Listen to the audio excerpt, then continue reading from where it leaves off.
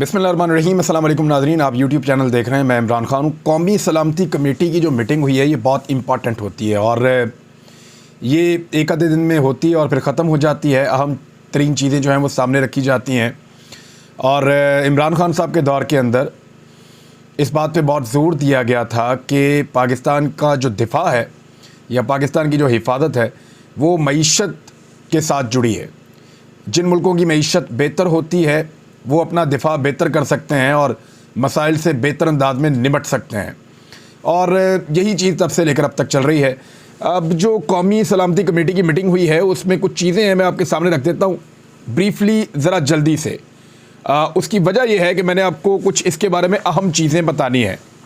एक तो यह है कि कोई रोड मैप ऐसा हुकूमत की जानिब से इस मीटिंग में नहीं रखा जा सका जिससे पाकिस्तान मौजूदा बहरानों से निकल जाए। ख़ास तौर पे इसहाक डार साहब का एक बहुत बड़ा फेलियर है, बिलावल जरदारी का एक बहुत बड़ा फेलियर है कि खारजा मामलात हों पाकिस्तान के या पाकिस्तान के ख़जाना के मामलात हों, इन दोनों मामलात में जो मौजूदा इम्पोर्टेड हुकूमत है वो मुकम्मल तौर पे नाकाम नज़र आ रही है। कैसे, मैं आपको बताता हूँ, लेकिन पहले ज़रा ये ख़बर आप देख लें। इसमें जो अहम चीज़ें हुई हैं, ये 40वां इजलास है शहबाज शरीफ साहब की ज़ेर सदारत ये हुआ है। इसका एक एलामिया जारी किया गया है। एलामिया को आप देखें तो आपको पूरी कहानी समझ आ जाती है। वो ये कह रहे हैं कि कौमी सलामती का तसव्वुर माशी सलामती के गिर्द घूमता है, पुरानी बात है। और ये कि माशी खुद निसारी और ख़ुद मुख्तारी के बगैर कौमी खुद मुख्तारी और वक़ार पर दबाव आता है, पुरानी बात है। ये सब हम माजी में बहुत दफ़ा पढ़ चुके हैं। यानी इसके अंदर से कुछ ऐसा नहीं निकल रहा जो आपको ख़बर दे रहा हो, कोई रोड मैप बता रहा हो या आपको बता रहा हो कि मसाइल का कोई हल इस हुकूमत के पास है। बताया गया कि इजलास में मुल्क की माशी सूरत हाल और उन चैलेंजेस का जामे अंदाज में जायज़ा लिया गया जिसकी ख़ास तौर पर पाकिस्तान के कम आमदनी और मुतवसत तबके से ताल्लुक़ रखने वाले अवाम को सामना है। ये तो पुरानी घिसी पटी पुराना एक स्क्रिप्ट है जो हमेशा पाकिस्तान के अंदर जो प्रेस रिलीज़ लिखने वाले हैं वो सरकारी किस्म के लोग वो लिख देते हैं और वही सामने आ जाता है। अब इसके बाद आया वज़ीर ख़जाना ने रोड मैप के हवाले से ब्रीफिंग दी और आलमी मालियाती इदारों से कैसे मुज़ाकरात किए जाएंगे। मुज़ाकरात तो बहुत बुरी तरह फ्लॉप हो रहे हैं इनके, और IMF जो है उसको अक्टूबर में आना था, नवंबर में आना था, दिसंबर में आना था, अब जनवरी में आना था। अब पता चल रहा है कि मार्च तक कोई डेवलपमेंट नहीं है। कोई मुसलमान मुल्क जो दोस्त हैं या दोस्त ममालिक आप कह लें, मुसलमान खाली ना भी बोलें, वो भी पाकिस्तान को पैसा देने के लिए तैयार नहीं है। और फिर उन्होंने कहा जी मईशत को मजबूत करने के लिए ठोस इक़दाम किए जाएंगे। इस पर हमारा इत्तफाक हो गया है। पुरानी चीज़ें, बल्कि ऐसी चीज़ें जिनमें ख़बर कोई नहीं है। ये पूरी प्रेस रिलीज़ मैंने पढ़ी है। इसके अंदर चाहे दहशतगर्दी के ऊपर बात हो रही हो, चाहे इकॉनमी के ऊपर बात हो रही हो, लेकिन जो एलामिया जारी किया गया है, इस पूरे एलामिया को अगर आप पढ़ें, उन्होंने कहा कि मुसल्लह अफवाज भरपूर, महफूज और साजगार माहौल फराहम करेंगी, यानी ये इन्वेस्टमेंट के लिए और बाकी चीज़ों के लिए और मईशत के लिए। एलामिया में बताया गया कि कोई भी मुल्क दहशतगर्दों के लिए कोई पनाहगाह या सहूलत फराहम नहीं करेगा और पाकिस्तान इस हवाले से अपने शहरियों की हिफाजत के तमाम हुकूक महफूज रखता है। ये पुरानी बात है। अफ़गानिस्तान को ये एक्चुअली कहना था ना। अफ़गानिस्तान के इर्द गिर्द 6 मुल्क हैं और दहशतगर्दी सिर्फ पाकिस्तान में आती है, बाकी आप लोग खुद समझदार हैं। अच्छा, इसमें इन सारी चीज़ों के ऊपर अगर आप गौर करें तो ये पुराने ज़माने की एक प्रेस रिलीज़ है और वही घिसे फटे जुमले, वही अल्फाज, एलामिया जारी हो गया। एक्चुअली अंदर क्या हुआ या कोई रोड मैप मौजूद था, इस 2 दिन की मीटिंग के बाद मेरे सोर्स ये बता रहे हैं कि एक मायूसी है। और मेरा एनालिसिस ये है इसके ऊपर कि इसहाक डार साहब और शहबाज शरीफ साहब की हुकूमत के वज़रा कोई रोड मैप नहीं दे सके सियासी लोग कि हम किस तरह इन मसाइल से पाकिस्तान को, इन बहरानों से निकालेंगे। ख़ास तौर पे जो मईशत का एक बहरान है, यानी जो सिक्योरिटी फोर्सेज हैं उनके तो अपना एक ही मामला है ना, उनको दहशतगर्दी ख़त्म करनी है, अपनी इंटेलिजेंस को ज़्यादा बेहतर और मौसर तरीके से इस्तेमाल करना है। इमरान खान साहब गो कि ये शिकवा करते हैं कि जिस वक्त दहशतगर्दी पाकिस्तान में बढ़ रही थी उस वक्त तवज्जो रजीम चेंज ऑपरेशन करने की तरफ थी, तो फिर तवज्जो बटी हुई थी एजेंसीज़ की। उनका ये गिला है इमरान खान साहब का और वो ये बातें करते हैं। लेकिन देखें, जो इदारे हैं सिक्योरिटी के, उनकी तो ज़िम्मेदारी यही है कि वो पाकिस्तान को महफूज बनाए और उनको वो करना पड़ेगा और उनका जो अमल है उससे साबित हो जाएगा। पाकिस्तान के अंदर जब दहशतगर्दी रुक जाएगी, ये ख़त्म हो जाएगी, तो हम समझ जाएंगे कि वो कामयाब हो गए हैं। अदरवाइज़ बाकी जो सारे काम हैं खारजी महाज के ऊपर, ख़जाना के महाज के ऊपर, वो सारे के सारे ज़िम्मेदारी है पाकिस्तान की हुकूमत की। हत्ता कि पाकिस्तान के शहरियों का तहफ़्फ़ुज़ भी हुकूमत की ज़िम्मेदारी है। बकौल उनके तो वो वोट लेकर आए हुए हैं, लेकिन रजीम चेंज ऑपरेशन भी हम सब ने होता हुआ देखा है। अब ये पाकिस्तान में जो सबसे ज़्यादा दहशतगर्द हमले हो रहे हैं वो हो रहे हैं खैबर पख्तूनख्वा में। फवाद चौधरी साहब ने एक गिला किया है। उन्होंने कहा कि इस मीटिंग के अंदर, या नेशनल सिक्योरिटी कमेटी की जो एक मीटिंग हुई है, इसमें खैबर पख्तूनख्वा के वज़ीर आला को नहीं बुलाया गया। ये फवाद चौधरी साहब ने गिला किया है कि हुकूमत वक्त ने खैबर पख्तूनख्वा के वज़ीर आला को दावत ही नहीं दी उस मीटिंग के अंदर जहाँ पे नेशनल सिक्योरिटी कमेटी बैठी और बैठकर उन्होंने मुल्क में सिक्योरिटी के मामलों को डिस्कस करना था। जो सबसे ज़्यादा मुतासरा सूबा है खैबर पख्तूनख्वा, उसके वज़ीर आला को ना बुलाना फवाद चौधरी साहब ने, वैसे अजीब बात है, लेकिन फवाद चौधरी साहब ने कहा कि उनको जानबूझकर दावत नहीं दी गई। इमरान खान साहब ने एक इंटरव्यू दिया है और उस इंटरव्यू ने हर तरफ एक आग लगा दी है। बहुत खुलकर बहुत सारी बातें उन्होंने की हैं।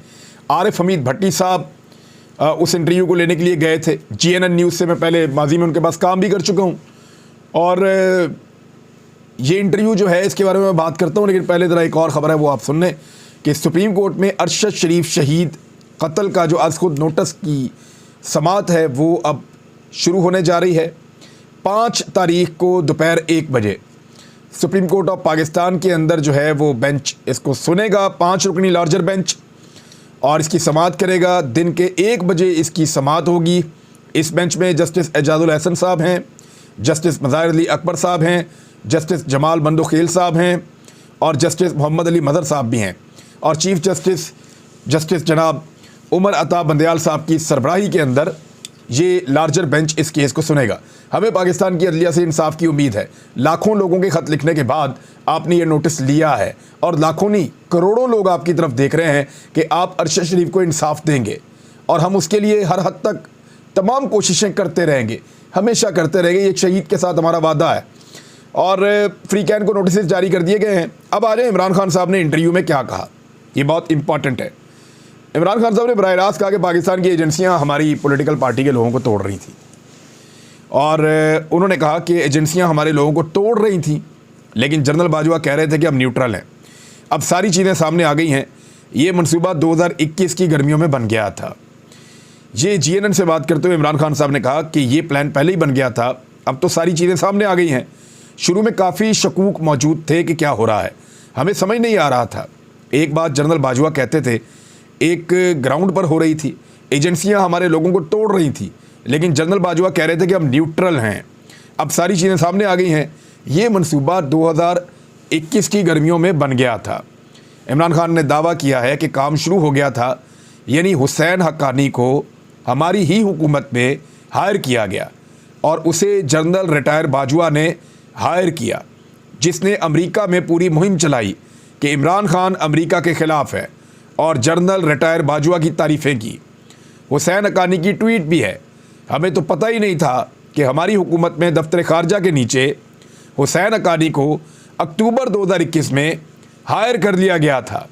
जब से ये साजिश शुरू हुई उसके साथ CIA का भी कोई आदमी था, हमारे दौर में बतौर लॉबिस्ट हायर हुआ था, वो मेरे खिलाफ अमेरिका में काम कर रहा था। ये इमरान खान साहब का एक इंकशाफ है, और ये एक ऐसा मामला है जिस पे पाकिस्तान में इंक्वायरी ज़रूर होनी चाहिए। दुनिया का कोई भी मुआज़िब मुल्क हो और वहाँ की हुकूमत की नाक के नीचे दूसरे मुल्क को सरकारी पैसा दिया जाए, लॉबिंग के लिए किसी फर्म को हायर किया जाए, और वो उसी मुल्क के वज़ीर आज़म के ख़िलाफ़ लॉबिंग करे और उसी मुल्क के आर्मी चीफ़ के हक़ में लॉबिंग करे, तो ये बहुत अजीब बात है। दुनिया को कोई भी मुआज़िब मुल्क होता तो वहाँ पे एक बड़ी खौफनाक इंक्वायरी होनी थी और बहुत बड़ा स्कैंडल बनना था ये। उन्होंने कहा कि मुझे तो ये भी समझ नहीं आ रही थी कि हुआ क्या है। ये कहना शुरू हो गए कि मैं लेफ्टिनेंट जनरल फैज़ हमीद को आर्मी चीफ लगाना चाहता हूँ। मैंने इस हवाले से कभी सोचा ही नहीं था। मैंने सुना कि इस वजह से आर्मी चीफ बनने की दौड़ में शामिल उम्मीदवार मेरे खिलाफ हो गए। मुझे इसका भी अंदाज़ा नहीं था ये गेम चलाई गई, जिसकी मुझे पूरी तरह समझ नहीं आई। इमरान खान ने कहा कि बाद आहिस्ता आहिस्ता समझ आना शुरू हुआ कि इसके पीछे पूरा एक प्लान था, और प्लान यही था कि शहबाज शरीफ को लाना है। वैसे शहबाज शरीफ को लाने का तो फैसला बहुत पहले ही हो गया था। शहबाज शरीफ साहब ने खुद कह दिया है कि मैं तो अपनी काबीना तैयार कर रहा था, काबीना के बंदे चुन रहा था, जब मुझे पता चला कि इमरान खान को बनाया जा रहा है, और वो तो बहुत पहले बनने वाले थे, लेकिन फिर इमरान खान साहब बन गए। और हामिद मीर ने भी एक पोल खोल दिया है कि बाकायदा शहबाज शरीफ के इंटरव्यूज़ हुए थे और पाकिस्तान की फ़ौज के जर्नैलों ने वो इंटरव्यू लिए थे उनको वज़ीर-ए-आज़म बनाने के लिए। तो ये तो पाकिस्तान में जमहूरियत का हाल है। शाहज़ैन बुगटी के बारे में उन्होंने कहा उनकी इजाज़त के बगैर खाना भी नहीं खाता। जब वो गया तो हमें आखिर में वाज़ेह हुआ कि हमें हटाने का इनका प्लान बना हुआ है। इमरान खान ने कहा कि एक जनरल डायर बाजवा तौसीह से पहले थे और एक उसके बाद थे। जब तौसीह हो गई तो मेरे ख्याल में जब उन्होंने सारी पार्टियों को साथ मिलाकर असम्बली से वोट मंजूर करवाया और ख़ास तौर पर नून लीग को ऑन बोर्ड लिया, मेरा ख्याल है उनकी उस वक्त अंडरस्टैंडिंग हो गई थी। उन्होंने दावा किया कि एकदम जनरल बाजवा कहना शुरू हो गए कि मईशत को ठीक करें, एहतसाब को भूल जाएं। ये वो मसला है जिसमें इमरान खान साहब और जनरल बाजवा के दरमियान दूरियां पैदा हुई थी, क्योंकि इमरान खान साहब इस बारे में बड़े हसास हैं, टची हैं कि एहतसाब पाकिस्तान में होना चाहिए। NRO की बातें शुरू हो गई, कहने लगे छोड़ें आप क्यों पड़े हुए हैं, क्योंकि समझौता हो गया था। उनका समझौता ये था कि केसेस से पीछे हट जाएं। फिर जो प्ले बॉय वाली बात है इमरान खान साहब ने मज़ीद एलेबोरेट करके इस इंटरव्यू में कही। उन्होंने कहा कि मैं जनरल बाजवा पर भरोसा करता था, मैं सोचता था कि इस्टेब्लिशमेंट मेरी तरह सोच रही होगी। अगर करप्शन से मुल्क बैठता है तो इस्टेब्लिशमेंट को वही दर्द होगा जो मुझे है, क्योंकि इन लोगों के तो पैसे बाहर पड़े हुए हैं, इन दो बड़े ख़ानदानों के स्टेक्स ही पाकिस्तान में नहीं है। इमरान खान ने कहा कि मेरी जनरल बाजवा के साथ अगस्त के करीब आखिरी मुलाकात हुई थी। उन्होंने अजीब बात की कि आपके लोगों के ऊपर फाइलें हैं, हमारे पास ऑडियो और वीडियोज़ हैं, और मुझे कहते थे कि आप भी प्ले बॉय थे। मैंने कहा कि मैं था, मैंने कभी नहीं कहा कि मैं फ़रिश्ता था, मैं गुनहगार आदमी था। कुरान में अल्लाह ताला कहता है कि जब मैं चाहूँ किसी को सीधे रास्ते पर ले आऊँ। उनका कहना था कि मैंने सवाल किया कि हमारी एजेंसियों का क्या ये काम है कि लोगों को ब्लैकमेल करने के लिए उनके ऊपर फाइलें बनाई जाएँ ताकि उनको कंट्रोल कर सके, इसलिए कौम पैसे खर्च करती है, ये मुल्क का दिफा हो रहा है। इमरान खान साहब ने सवाल तो बड़े ठीक पूछे थे। उन्होंने दावा किया कि बाजवा डॉक्ट्राइन है कि कोई इतना तगड़ा ना हो जाए कि वो कंट्रोल ना हो सके। सिंध में पीपल्स पार्टी को खुला हाथ दिया गया। 2018 में जब मुहिम चलाने गया तो निगरान हुकूमत के होते हुए चीफ सेक्रेटरी ने कहा कि यहाँ तो पीपल्स पार्टी का कंट्रोल है। इनको कौन बैक कर रहा था? जब बेनज़ीर भुट्टो शहीद हुई, इससे ज़्यादा वोट पीपल्स पार्टी को 2018 में मिल गए। उन्होंने सिंध में तबाही की हुई है, उन्हें ज़्यादा वोट कैसे पड़ गए?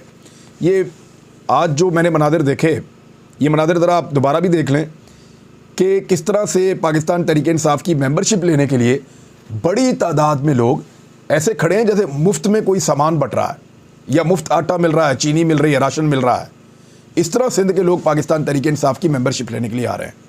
ये मनाजिर आप देख लें तो ये क्या बता रहे हैं? ये बता रहे हैं कि लोग आसिफ अली जरदारी से, मुराद अली शाह से और बिलावल से तंग हैं, और सैलाब के बाद तो उन्होंने कानों को हाथ लगा लिए कि इनको दोबारा वोट नहीं डालने। अब पाकिस्तान की एस्टेब्लिशमेंट अगर मेहनत करे, जैसा कि कराची में की जा रही है कि MQM का अजीबोगरीब किस्म का वो जो चूंचू का मुरब्बा सबको दोबारा इकट्ठा कर रहे हैं, कराची वालों के हाल पे रहम भी नहीं आता, और दोबारा से वही खेल कराची में शुरू करने की कोशिश की जा रही है। हैदराबाद में वही खेल खेलने की कोशिश की जा रही है, गेम वहाँ पे ऑन है। इसी तरह मुल्तान के अंदर जनूबी पंजाब के घोड़े तोड़ने के लिए पूरा एक ज़ोर लगाया जा रहा है। लाहौर से सेंट्रल पंजाब को कंट्रोल करने की कोशिश की जाएगी। यानी वही पुराना खेल है जो हमेशा खेला जाता है, वही दोबारा खेलने की कोशिश की जा रही है। और दहशतगर्दी की वजह से खैबर पख्तूनख्वा की हुकूमत भी जो है वो बहुत सारी मुश्किलात का शिकार है। अब इमरान खान साहब ने कहा कि वादे हो गया कि उन्होंने मेरे ऊपर कातलाना हमले का मनसूबाबंदी की, मैं अपनी FIR नहीं कटवा सका। इसका मतलब ये है कि यहाँ जंगल का कानून है, यहाँ कानून की हुक्मरानी नहीं है, यहाँ इस्टेब्लिशमेंट इतनी तगड़ी है कि वो आपके साथ जो मर्जी करे, वो कानून से ऊपर हैं, वो कानून तोड़कर हर किस्म का काम कर सकते हैं। इस मुल्क का इंसाफ का निज़ाम उनको कुछ नहीं कह सकता। ये चीज़ें अवाम के सामने आ गई। मुल्क के लिए ज़रूरी है कि हुकूमत और इस्टेब्लिशमेंट एक पेज पर हो तो मुल्क मजबूत होता है। वैसे और भी बहुत सारी चीज़ें इमरान खान साहब ने कहा, जब तक सियासी इस्तेहकाम नहीं आता, माशी इस्तेहकाम नहीं आ सकेगा। टेक्नोक्रेट हुकूमत ने भी कभी मुल्क के मसाइल हल किए ना, वो कर सकेंगे ना माजी में कोई ऐसी मिसाल है कि उन्होंने किए हों। और जनरल बाजवा को तौसीह देना मेरी हुकूमत की दूसरी गलती थी, इमरान खान साहब ने ये दोबारा कहा है। अब देखिए, रजीम चेंज ऑपरेशन का पोल तो पूरी तरह खुल गया है, क्योंकि आसिफ अली जरदारी और बिलावल के बहुत करीबी साथी मुस्तफ़ा नवाज़ खोखर साहब, जो पीपल्स पार्टी के बहुत इस्लामाबाद और रावलपिंडी के अंदर एक मेन आदमी थे और बड़े काबिल एतबार साथी थे, उनको पहले वार्न किया गया, बाद में उनको पार्टी से निकाला गया, फिर उनसे सेनेटरशिप वापस ले ली गई। तो मुस्तफ़ा नवाज़ खोखर साहब जो हैं वो बहुत खुलकर अब इस पे बात कर रहे हैं। उन्होंने साफ कहा है कि जनरल बाजवा इमरान खान के ख़िलाफ़ अदम एतमाद में या अदम एतमाद की तहरीक की हमायत कर रहे थे। ये बात मुस्तफ़ा नवाज़ खोखर साहब ने कही और पीपल्स पार्टी के बारे में उनको बड़ी मायूसी हुई कि ये वो पार्टी नहीं है जहाँ पे इख्तिलाफ़ राय को बर्दाश्त किया जाए। अब एक और ख़बर है, वो भी आपके सामने रख देता हूँ कि हुकूमत ने प्लान बनाया है कि इमरान खान साहब की जो ऑडियोज़ हैं उसके ख़िलाफ़ मेंबरों को इस्तेमाल किया जाए, यानी मसाजिद के अंदर ये मामला उठाया जाए, उलमा को तैयार किया जाए कि उलमा इकराम मसाजिद के अंदर इमरान खान साहब की ऑडियोज़ के मामले के ऊपर एहतजाज करें और इस मामले को वहाँ पे उठाएं। वैसे इमरान खान साहब गिराते गिराते इनको कहाँ तक ले आए कि ये इतने गिर गए हैं कि अब मस्जिद के मेंबर को इस्तेमाल करेंगे एक शख्स की पॉलिटिकल मुखालफत में। इमरान खान खुद कह रहे हैं कि वो कोई फरिश्ते नहीं थे और उनका मादी कोई इतना बेदाग नहीं है, ये तो अल्लाह ताला की तरफ से हदायत है, अल्लाह ताला किसी को भी दे सकता है। लेकिन इसके बावजूद उनको नीचा दिखाने के लिए और एक सियासी अज़ाइम हासिल करने के लिए मस्जिदों के मेंबरों को मुबैना तौर पे, ये मैंने पढ़ा कई जगह पे लिखा हुआ था कि मस्जिदों के मेंबरों को इस्तेमाल करने की एक प्लानिंग की जा रही है हुकूमत की जानिब से मुबैना तौर पे। ये यहाँ तक पहुँच गए हैं क्योंकि अब कुछ पल्ले नहीं बचा। इलेक्शन में जब जाएंगे बेड़ा गर्क हो जाएगा और कोई सलूशन, कोई रोड मैप, कोई मंसूबा इस हुकूमत के पास नहीं है मौजूदा बहरान से पाकिस्तान को निकालने के लिए। ये जो कौमी सलामती कमेटी की मीटिंग का एलामिया है वो चीख चीख कर बता रहा है।